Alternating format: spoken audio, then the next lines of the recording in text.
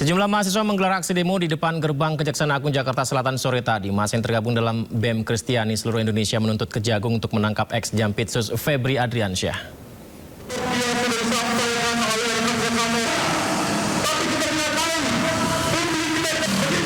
Ya, dalam aksi ini sejumlah mahasiswa menyampaikan orasi di depan gedung Kejaksaan Agung dengan membawa sejumlah spanduk bertuliskan tuntutan yang disampaikan. BEM Kristiani seluruh Indonesia juga menilai Kejagung lamban dalam menangani kasus korupsi dan pencucian uang yang melibatkan ex-Jampitsus Febri Adriansyah.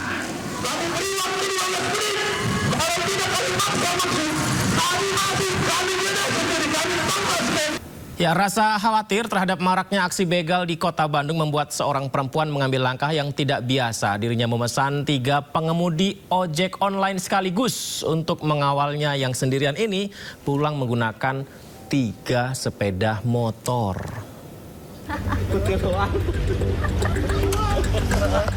Iya, soalnya tadi habis ada yang dibegal, jadi ya Bandung lagi. Viral di media sosial, seorang wanita membagikan konten dirinya pulang malam dikawal 3 pengemudi ojek online dari wilayah Gudeg Utara menuju arah Pajajaran Kota Bandung. Wanita yang bernama Hana ini mengaku takut pulang sendiri. Pengalaman pahit temannya yang menjadi korban begal membuat Hana khawatir. Hal itu juga menimpa dirinya. Ia pun terpaksa memesan 3 pengemudi ojek online demi keamanannya sampai tujuan. Warganet juga menyayangkan minimnya aksi aparat serta pemerintah untuk memberantas aksi begal di Bandung Raya. Saya tadi 3 ojol, dan salah satu alasan pesan 3 ojol juga sebenarnya 1 ojol udah cukup, tapi saya pengen ojol yang lainnya juga aman gitu. Jadi ya istilah katanya saya nggak numbalin ojol lah gitu. Tapi sempat kepikiran kayak gitu sendiri, kenapa sih? Ya itu tadi sih Kak, karena supaya kan kalau kata pemerintah juga warga jaga warga ya. Jadi ya saya mikirin keselamatan ojol juga, terutama keselamatan saya. Kayaknya kan, ini benar bertiga? Iya benar Kak.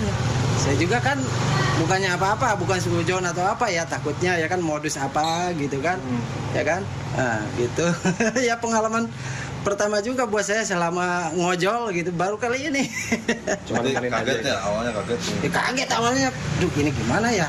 Tapi saya dalam hati nurani, kasihan juga gitu kan. Kalau misalkan minta kawal berarti urgent gitu. Masyarakat berharap aparat lebih sering untuk berpatroli di jalan raya, sementara pemerintah dapat memperbaiki penerangan jalan umum agar dapat memberikan rasa aman kepada masyarakat saat beraktivitas pada malam hari. Dari Bandung, Jawa Barat, Ervan David, iNews melaporkan. Ya, kasihan loh warganya kalau sampai harus cari cara sendiri. Kalau kita berangkat atau pulang kerja harus 3 ojol, waduh bisa repot itu, mahal harganya. Dimana sebelumnya pernyataan warga boleh menindak tegas dan boleh melawan begal. Ini juga disampaikan oleh Kabid Humas Polda Jabar Kombes Pol Hendra Rohmawan. Ya, merespon keluhan warga akan maraknya begal di Jawa Barat, polisi menegaskan tetap menurunkan aparat untuk lapangan mengatasi begal yang meresahkan pemirsa. Akan tetapi warga pun diperkenankan tindak tegas asal terukur, jangan sampai ada yang meninggal katanya. Perintah Pak Kapolda untuk tidak tegas dan terukur. Jelas ya. Dan ini tidak hanya kepada polisi, kepada masyarakat pun boleh. Ya, pada masyarakat boleh dengan catatan tadi itu ya juga tegas terukur ya. Jangan sampai matilah bahasanya ya. Jadi kita sampaikan seperti itu dan terima kasih karena tadi saya katakan di awal terima kasih sekali pada masyarakat yang telah mengkhusus itu kepedulian kepada masyarakat dan upaya kita di dini hari ini tentu akan kita lakukan CP yang sangat harus sesuaikan dengan waktunya. Ya, jadi pagi pukul 12 sampai jam dini hari ini merupakan jam-jam yang rawan akan kita perbanyak ini personilnya, utamanya jam-jam libur ini. Ya, nampaknya sebelum warga juga ikut bertindak tegas, mungkin aparatnya harus lebih dulu ya, proaktif untuk menindak tegas. Kemudian pemirsa, Gubernur Jawa Barat Deddy Mulyadi menjanjikan akan memberikan hadiah hingga 50 juta rupiah bagi warga yang melumpuhkan pelaku kejahatan jalanan diserahkan ke polisi dalam kondisi hidup. Mobil patroli harus siaga dalam setiap malam. Lampu tanda bahayanya harus terus menyala. Satpol PP, Damkar siaga di titik-titik strategik untuk mengantisipasi berbagai segala kemungkinan dalam setiap waktu. Warga bersih skamling, menjaga diri dan dijaga diri. Ini adalah prinsip dasar kita hidup bergotong royong. Yang berikutnya, saya memberikan sayembara pada seluruh warga Jabar yang bisa melumpuhkan maling, copet, jamret, begal, rampok. Kami siapkan hadiah dari 5 sampai 50 juta.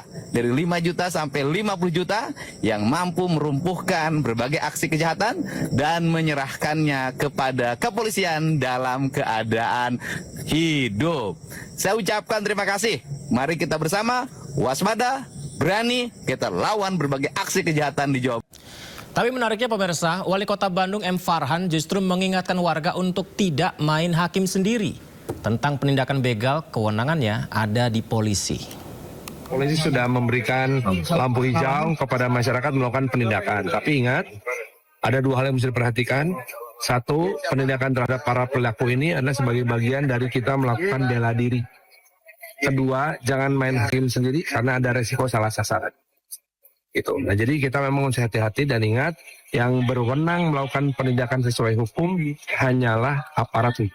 Jadi tolong itu dijaga.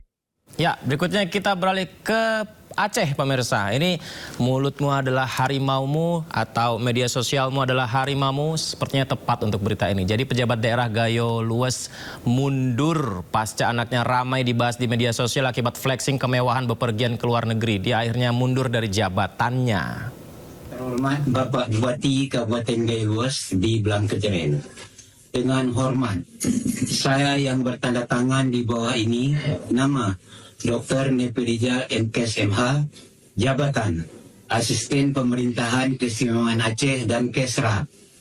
Melalui surat ini, saya menyampaikan pengunduran diri dari jabatan yang saya emban terhitung sejak tanggal 23 Juli 2026. Keputusan ini saya ambil dengan penuh kesadaran dan tanggung jawab akibat munculnya perhatian publik terkait perilaku anggota keluarga saya yang menimbulkan polemik dan telah mempengaruhi kepercayaan masyarakat terhadap institusi tempat saya mengabdi. Meskipun persoalan tersebut bersifat pribadi, saya menyadari bahwa sebagai pejabat publik, saya memiliki tanggung jawab moral untuk menjaga integritas, etika, dan kepercayaan masyarakat terhadap lembaga. Oleh karena itu, demi menjaga nama baik institusi, serta memberikan kesempatan agar proses evaluasi dan perbaikan dapat berjalan dengan baik, saya memilih mengundurkan diri dari jabatan yang saya emban saat ini. Saya menyampaikan permohonan maaf kepada pimpinan. Ya, menurut saya itu luar biasa ya. Hanya karena ketikan atau karena upload di media sosial, ternyata mengakibatkan ayahnya mundur dari pekerjaan. Jadi pemirsa, sebelumnya tuh anak seorang pejabat di Kabupaten Gayo Lues Aceh ditegur ayahnya sendiri gara-gara kerap mengunggah konten media sosial menampilkan gaya hidup mewah. Seperti ini nih, papa kerja, anak istri di Eropa. Waduh. Anak dari asisten 1 Sekretariat Daerah Kabupaten Gayo Lues, Nevi Rizal, biasa mengunggah aktivitasnya di akun TikTok @dedeya.aa. Ia ramai diperbincangkan karena membagikan dokumentasi perjalanan ke sejumlah negara Eropa hingga ke Korea.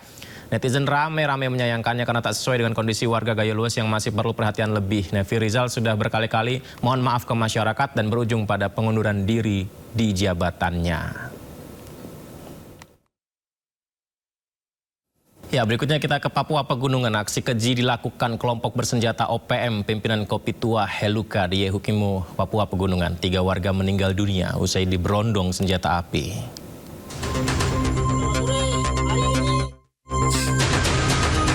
Peristiwa keji terjadi di sekitar Jalan Trans Papua, Distrik Serdala, Kabupaten Yahukimo, Papua Pegunungan. Sekelompok pria bersenjata api, panah dan parang menyandera Kumis Kayoga bersama istrinya serta seorang wanita dari suku Unaukam.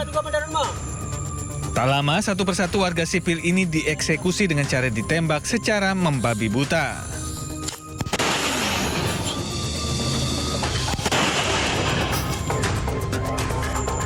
Korban yang bersimbah darah akhirnya tersungkur dan meregang nyawa. Kepala Penerangan Korps TNI HBMA, Letkol Infanteri M. Wiraya Arta Adiguna, menyampaikan duka cita yang mendalam kepada keluarga korban. Pasukan TNI kemudian melakukan operasi pengejaran ke kawasan hutan untuk memburu para pelaku teror terhadap warga sipil. Warga diharapkan memberikan informasi kepada TNI Polri jika mengetahui keberadaan anggota OPM pimpinan Kopi Tua Lehuka. Pertama-tama, Korps TNI HBMA menyampaikan duka cita yang mendalam atas meninggalnya 3 warga sipil dalam peristiwa penembakan yang diduga dilakukan oleh kelompok OPM Kodam 16 Yahukimo yang dipimpin oleh Kopi Tua Lehuka selaku Dan Ops Kodam Yahukimo. Peristiwa tersebut terjadi di wilayah Jalan Trans, Distrik Seradala, Kabupaten Yahukimo pada hari Senin 20 Juli 2026. Kelompok tersebut menuduh ketiga korban sebagai agen intelijen yang bekerja sama dengan pihak militer. Berdasarkan informasi yang kami peroleh, tuduhan tersebut tidak benar. Ketiga korban merupakan warga sipil dan tidak memiliki keterlibatan maupun kerjasama dengan TNI. Menyikapi kejadian tersebut, Korps TNI HBMA melakukan langkah-langkah penyelidikan, pengejaran, dan penindakan terhadap para pelaku sesuai dengan ketentuan perundang-undangan serta aturan pelibatan yang berlaku. Seorang wanita terciduk menyembunyikan sabu di pakaian dalam saat menjenguk suaminya di rutan kelas 1 Salemba, Jakarta. Agar aksinya tidak dicurigai, pelaku membawa serta anak balitanya.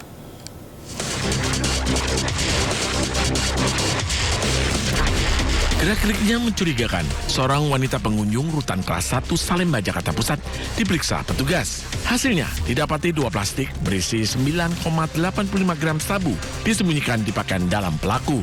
Agar aksinya tidak tercium, wanita ini datang ke rutan sambil membawa anak balitanya. Pelaku nekat menyelundupkan narkoba untuk sang suami yang ditahan akibat kasus narkoba. Tidak ada informasi dari luar, cuman memang gelagat si pengunjung ini seperti mencurigakan petugas kami, sehingga petugas kami lebih intens dalam melakukan. Akibat perbuatannya, pelaku dan suaminya diserahkan ke Polsek Cempaka Putih, Jakarta Pusat untuk diperiksa lebih lanjut. Dari Jakarta, Rani Sanjaya, iNews melaporkan. Badan Narkotika Nasional Kamis pagi memusnahkan 3,3 ton narkoba berbagai jenis. Barang bukti narkotika yang dimusnahkan berasal dari hasil penangkapan 5 kasus di 3 provinsi di Indonesia. 5 kasus tindak pidana perdagangan narkotika internasional adalah jaringan WNA Rusia, clandestine narkotika jaringan Padang, bunga ganja Thailand, penyelundupan sabu jalur laut dari Batam menuju Jakarta, jaringan peredaran sabu Jawa Timur. Jumlah narkotika yang dimusnahkan diantaranya 8,87 kg sabu, lalu hampir 3 kg hazis dan 3,3 ton lebih bunga ganja Thailand. Pemirsa, pemusnahan barang bukti narkotika kali ini masih dalam rangka Hari Anti Narkotika Internasional. Boleh ditunjukkan di depan rekan-rekan media. Presiden Prabowo Subianto resmi menunjuk Kuntadi sebagai Jampitsus Kejaksaan Agung. Keputusan Presiden telah ditandatangani dan akan segera diserahkan kepada Kejaksaan Agung untuk ditindaklanjuti.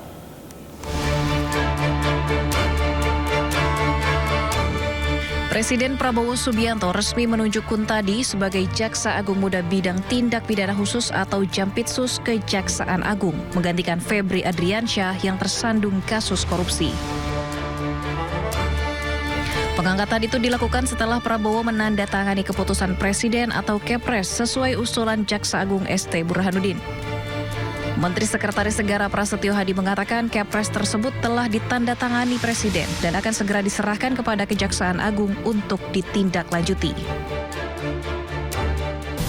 Dapat kami informasikan bahwa kemarin Bapak Presiden telah menandatangani Kepres sesuai dengan hasil dari tim penilai akhir sebagaimana mengacu kepada surat usulan dari Jaksa Agung yang kemudian rencananya hari ini akan kami tindak lanjuti secara administratif untuk nantinya petikan dari Kepres tersebut kami kirimkan kepada instansi terkait, dalam hal ini Kejaksaan Agung.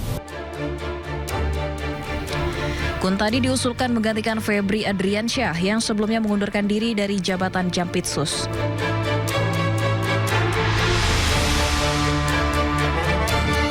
Kuntadi merupakan jaksa senior di Korps Adiaksa yang menjabat sebagai Kepala Badan Pemulihan Aset Kejaksaan Agung. Tim Liputan iNews melaporkan. Menteri Sekretaris Negara Prasetyo Hadi mengatakan Presiden masih mengkaji terkait posisi Wamentan yang kosong setelah ditinggalkan Sudaryono menjadi Kepala BGN. Sementara terkait rencana Nani SD yang menjadi Dewan Pengawas BGN masih menunggu keputusan Presiden Prabowo Subianto. Belum, jadi untuk berkenaan dengan masalah posisi Wamentan memang sampai saat ini belum didiskusikan karena juga pengangkatan pejabat lama Mas Sudaryono Wamentan yang kemarin diminta untuk menjadi Kepala BGN kan juga baru 1 hari. Jadi memang berkenaan dengan posisi jabatan Wamentan belum kita bicarakan. Mas, nanti tunggu juga katanya Ibu Nanik ini mau jadi Dewan Pengawas BGN. Posisi aturannya? Apanya? Yang soal Dewan Pengawas itu? Ya itu kan permintaan ya atau permohonan dari Bapak Presiden ya. Karena pengalaman beliau dirasa masih bisa untuk membantu BGN. Mas Pres, tapi kalau di dalam Perpres nomor 83 tahun 2024 struktur BGN itu kan hanya Dewan Pengarah dan juga pelaksana, tidak ada nomenklatur terkait dengan Dewan Pengawas. Nah nanti ini apakah pemerintah akan merevisi Perpres tersebut atau menyiapkan dasar hukum untuk posisi Dewan Pengawas? Nanti kita lihat ya, kan sebenarnya maknanya bisa jadi kan sama ya. Dewan Pengarah maupun Dewan Pengawas dalam hal menjalankan tugasnya ya. Maksud kami mungkin kita tidak terjebak ke dalam istilah mana yang pengarah atau pengawas. Nanti fungsinya. Kalau memang kemudian berdasarkan Perpres itu sudah ada nomenklaturnya di situ, SOTK-nya Dewan Pengarah.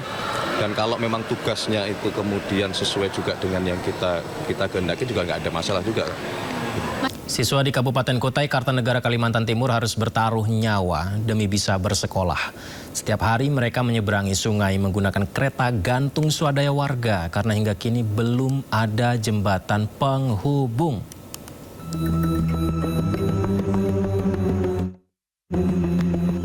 Menggunakan kereta gantung terbuat dari kayu seadanya, anak-anak ini menyeberangi sungai di Desa Santan Ulu, Kutai Kartanegara demi bisa bersekolah. Kereta gantung ditarik sepanjang 45 meter menggunakan tali di atas aliran sungai. Kondisi ini berbahaya, terlebih jika hujan arus sungai meningkat dan jalan menjadi licin. Namun kereta gantung ini menjadi satu-satunya akses terdekat untuk ke sekolah. Jika tidak, mereka harus memutar jalan hingga sejauh 9 km.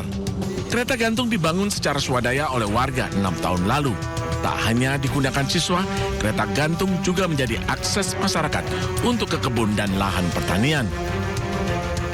Ini sangat bermanfaat.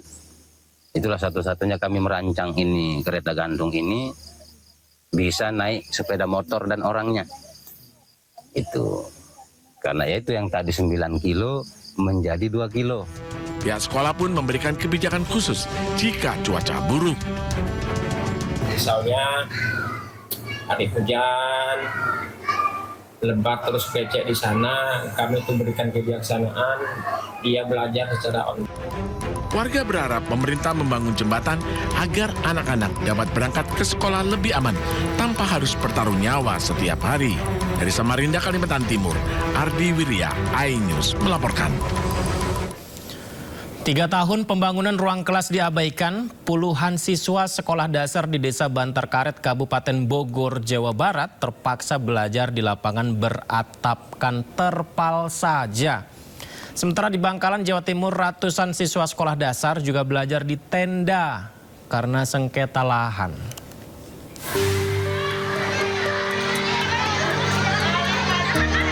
Miris karena tak kunjung dibangun selama 3 tahun terakhir. 3 ruang kelas di Sekolah Dasar Negeri Cadas Lier, Desa Bantar Karet, Kecamatan Nanggung, Kabupaten Bogor belum bisa digunakan. Kini di tahun ajaran baru, 49 murid terpaksa belajar di lapangan sekolah dengan hanya beratapkan terpal dan berlantai terpal.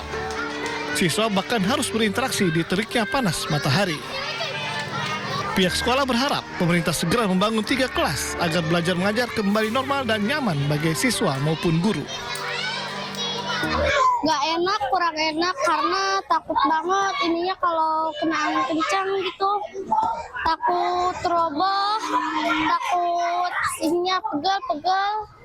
Pengen nggak sekolah ini dibangunin? Pengen banget. Soalnya kalau dibangunin pasti enak, seperti sekolahan yang lain, seperti kelas-kelas yang lain. Inisiatif kepala sekolah ya, karena kita kekurangan ruang kelas, jadi kan guru itu bergantian, shift pagi dan siang. Nah, guru yang satu minta tolong pas waktu gitu kan, karena ini.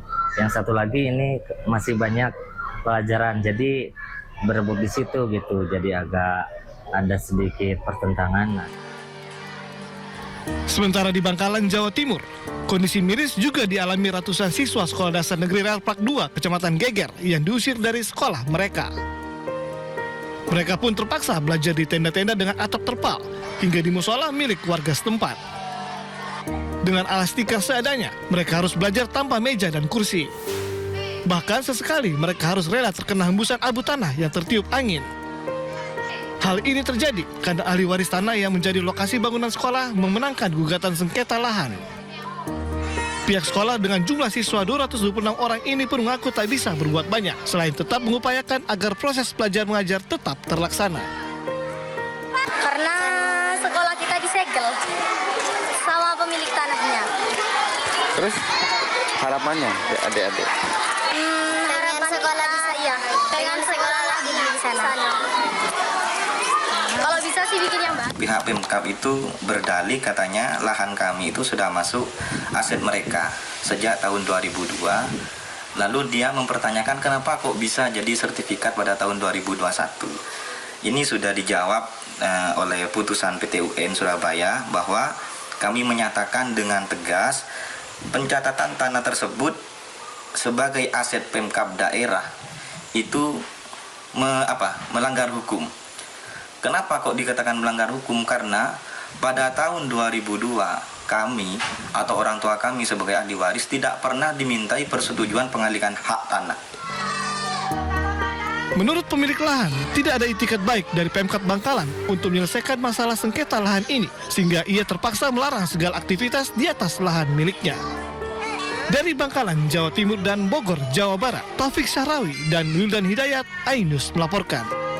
Kita ke Bandung, Jawa Barat. Pemirsa, sejumlah pelaku usaha sewa motor di Bandung mengaku menjadi korban dugaan jaringan modus perampasan motor sewa dan digadaikan. Jadi sejumlah pelaku usaha sewa kendaraan di Bandung, Jawa Barat ini memergoki kendaraan di Bandung, Jawa Barat, di mana memergoki pelaku akan menggadaikan motor yang telah disewa. Saat diselidiki warga, ternyata ada bukti chat yang menjurus adanya jaringan pelaku kejahatan yang menggadaikan motor sewa. Apalagi sejumlah pengusaha motor yang lain mengaku juga sudah menjadi korban. Terduga pelaku diamankan warga dan dibawa ke kepolisian. Namun pelaporan ini dilempar-lempar begitu saja. Sayangnya kasus ini tidak bisa diselidiki pihak kepolisian dengan alasan motor masih dalam jangka waktu sewa. Sejumlah pelaku sewa kendaraan mengaku kecewa karena sudah bawa barang bukti. Ceritanya tanggal 15 Juli kemarin kita sewa motorway mendapatkan informasi dari rekanan bahwa ada yang mau sewa ke mereka atas nama Vika, tapi bukti booking hotelnya sama dengan Dini Andriani yang telah menggelapkan unit sewa motorway. Ternyata si Vika ini sudah mendapatkan unit di sore hari dari rental motor yang lain. Akhirnya kita sepakat untuk menjebak si Vika ini. Singkat cerita, akhirnya si Vika ini bisa kita amankan. Sangkanya beda, Pak.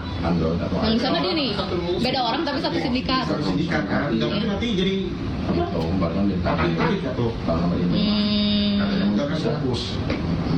Nah, setelah kita ke Polsek Astana Anyar, dilakukan interogasi terhadap Vika. Ternyata si Vika tidak kenal yang namanya Dini, namun mengaku bahwa dia disuruh oleh Yosifa Anggrani yang sebelumnya juga sudah ada laporannya dan sudah sempat ditahan malah.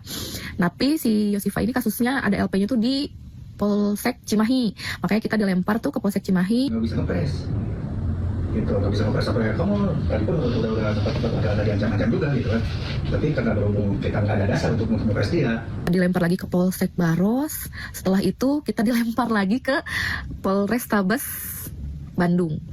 Di Polrestabes Bandung sedih banget karena laporan kita semuanya ditolak. Awalnya kita melaporkan penggelapan unit, ditolak karena alasannya masih dalam masa sewa, jadi tidak bisa disebut penggelapan unit. Intinya kalau selama masa sewa mau dibakar kayak mau dijual kayak itu unit terserah. Yang penting nanti saat pengembalian dia melakukan kewajibannya untuk mengembalikan unit. Tapi kan faktanya kayak yang di Neandra ini sudah habis masa sewa, ya sudah unitnya tidak ada kabar ya kan. Karena memang kita tidak mendapatkan perlindungan dan keadilan. Bahkan sudah kita bawain pelaku pun kita tidak bisa mendapatkan keadilan tersebut. Pemirsa, selamat datang di Taman Satwa Sadardong. Ini kami hadirkan. Taman Satwa Sadardong. Apa alasannya disebut Sadardong? Benar, alasannya supaya kita semua sadar untuk menjaga keseimbangan alam. Ya, di sini kita lihat ada hewan-hewan ya. Apa alasannya? Benar, alasannya supaya kita bisa melihat hewan-hewan. Kok hewan-hewannya kurus? Kita lihat ini. Apa alasannya kurus? Apa memang dia adalah jenis badannya kecil? Tidak benar.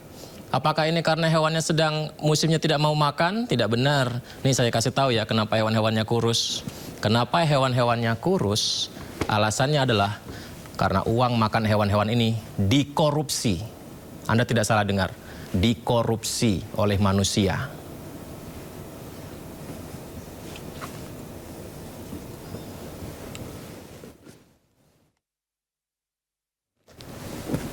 Ya, pemirsa, Direktur Utama Kebun Binatang Surabaya Hairul Anwar ditetapkan sebagai tersangka kasus dugaan korupsi.